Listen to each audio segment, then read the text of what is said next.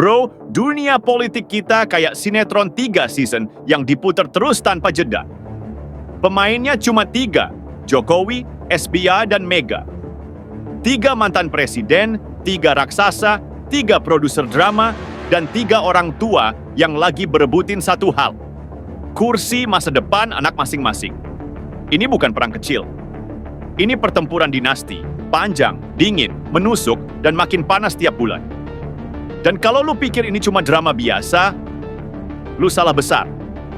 Ini drama yang bakal nentuin siapa yang memegang Indonesia di tahun 2029 dan 2034. Sebelum kita gas, pencet dulu subscribe biar lu nggak ketinggalan update panas kayak gini.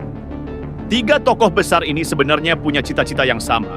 Anak mereka jadi Presiden RI setelah Prabowo. Jokowi ingin Gibran naik kelas, SBY ingin AHY mengkilap, Mega ingin Puan maju dan menang. Syarat mereka sudah punya semua, punya partai, punya jaringan, punya nama besar, dan punya dendam lama yang belum lunas. Masalahnya, di Indonesia cari kerja susah. Dan kerja yang dicari 3 keluarga ini bukan kerja biasa, tapi kerja bernama presiden dan wakil presiden. Drama dimulai ketika Jokowi tiba-tiba diserang isu ijazah palsu, lagi setelah turun dari kursi presiden. Dan apa kata Jokowi? Feeling saya ada orang besar yang menggerakkan ini. Bro, satu kalimat itu kayak lempar granat. Publik langsung nebak, siapa orang besar itu? Dan arah telunjuk banyak orang jelas banget, SBY. Apalagi Ketua Solidaritas Indonesia, Sylvester Matutina, langsung ngomong blak-blakan. Dalangnya mantan petinggi Republik.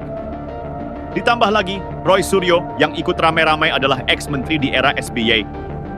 Puzzle-nya semakin lengkap. Jujur aja bro, ini bukan perang baru, ini cuma lanjutan perang lama.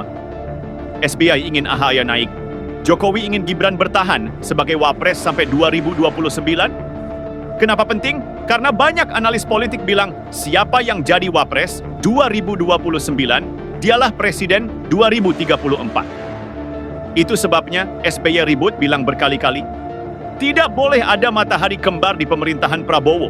Artinya, kode keras agar Jokowi minggir dari lingkaran kekuasaan.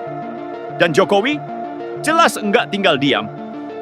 Jokowi balas bukan dengan kata-kata, tapi dengan kekuatan dalam kabinet. Ada 17 orang loyalis Jokowi yang masih duduk manis di kabinet Prabowo.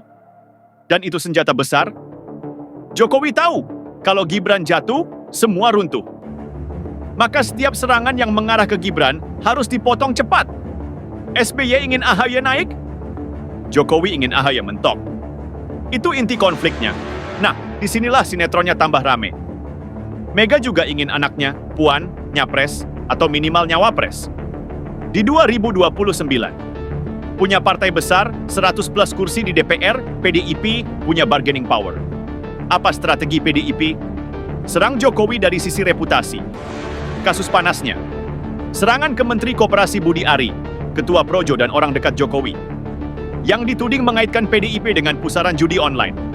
PDIP ngamuk. Puan minta klarifikasi. Hasto bicara keras. Apa respons balik Jokowi? Sakit tapi bersih. Hasto dihukum 3,5 tahun. Boom.